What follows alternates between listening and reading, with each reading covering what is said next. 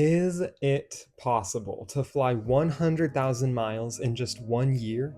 To do this, you would have to fly almost 2,000 miles every week, a distance equal to a flight from Los Angeles to Atlanta, and over 8,000 miles a month, a distance longer than a flight from San Francisco to Dubai. Well, on August 16th, 2024, I set out to see if I could complete this crazy challenge. And now, after 72 flights and over 240 hours spent in the air, the day has finally arrived where I'm going to be flying my 100,000th mile. Throughout the video, I'll show you all the stats that it took for me to get to this milestone, and then at the end of the video, I'll give you the link to where you can go to the website that'll track all my flights and you can see all the data that I'm giving you in this video. I am so excited, so let's go to the Portland International Airport.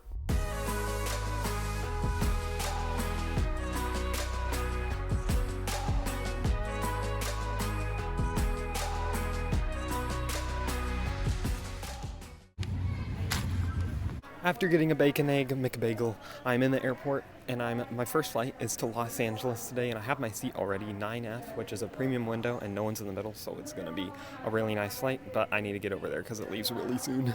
This flight down to LA was pretty much like any other flight I've taken, but this was because it wasn't the exact flight that would put me over the 100,000 mile mark. What happened on that flight was crazy, so keep watching to see that.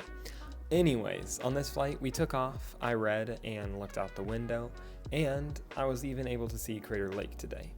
Then, only 2 hours later, we landed in Los Angeles, which is where the real fun begins. And now I have made it to Los Angeles. One of my favorite things to do here is walk around the Tom Bradley terminal and see all the flights that are departing. So while I do that, you're gonna come along. Yay. And I'm also going to tell you a bunch of the stats from my 100,000 mile trip, all of it. It's going to be a lot of fun. So let's go and look at the first plane. Okay, really quickly before we get started, I'm watching this back and it's honestly kind of cringy, but in LA, I was just trying to get all my information across in a not boring way, so bear with me as I try this out. Okay, back to the video. And of course, the airplane is right here. It's an EVA Air 777-300 that's going to be going to Taipei. And now we can talk about how many flights I've been on in total. I've been on 74 flights, once I got to look at my notes, and I went on 37 from August 16th of 2024 when I started till the end of 2024, and 37 from the beginning of 2025 till now. My longest flight was Los Angeles to Hong Kong, which was 7,248 miles and took 15 and a half hours.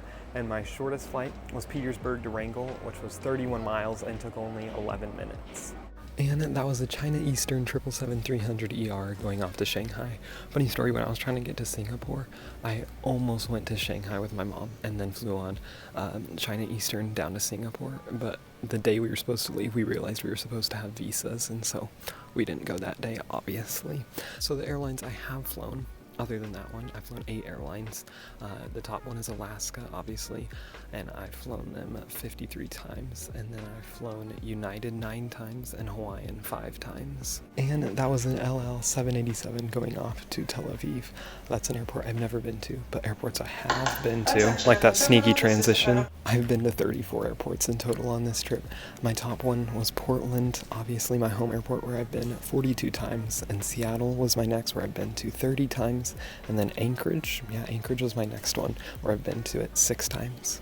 And that was a Zip Air 787-8 going off to Tokyo, which is a place Alaska now serves from Seattle, so I'm hoping I'll be able to go there someday soon. But in this trip, I've been to 6 countries, which is amazing to say, and they have been the United States, Hong Kong, Singapore, Finland, Germany, and Great Britain. I've not really been to the UK. I think that's all 6. If I miss one, I'll put it like with a little ping down below. And those were a Korean Air 747 and an Asiana Airlines A380, both going to Seoul. They've actually merged, and so they're one airline now, technically. And Alaska Airlines is actually starting a service to Seoul on September 12th, and I'm hoping that somehow maybe I can be on the inaugural there or the inaugural back, flying standby. That would be so cool. And yeah, now we can get to the final 2 statistics. I have flown on 15 different aircraft. My most flown on are in the ones I've flown on most are the 737-800, I've flown on it 18 times, the 737-900 I've flown on 14 times, and the E-175 I've flown on 11 times. And then my total mileage after all of these flights is 100,198 miles, which is crazy to think about because honestly, all of these stats make it feel like I haven't gone very far, but 100,000 miles is a lot.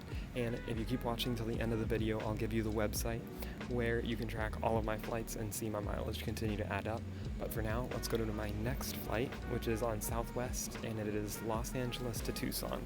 And this is technically the flight that will put me over 100,000 miles. One eternity later. LAX is way too big, but I finally made it to my Southwest gate, and now I just have to wait for my flight and seat assignment, seat clearing, whatever, to Tucson. Eventually, I was cleared for a seat and given Group C18. Even though I was the second to last person on the plane, this flight was pretty empty, and I was able to take seat 7F, even though the couple in 7D and E did not look too happy I was sitting there, which was kind of awkward. This being the flight that would put me over 100,000 miles, it was understandably very special. We taxied, took off, and you'll never believe what I did. Well, I read and looked out the window, so nothing too crazy. But then, in the middle of the flight, I had a Dr. Pepper, and this was actually very exciting because I rarely fly on airlines that offer Dr. Pepper, and I think every airline should offer this. But anyway, after all the excitement was over, we landed in Tucson, where I had a very unexpected surprise waiting for me.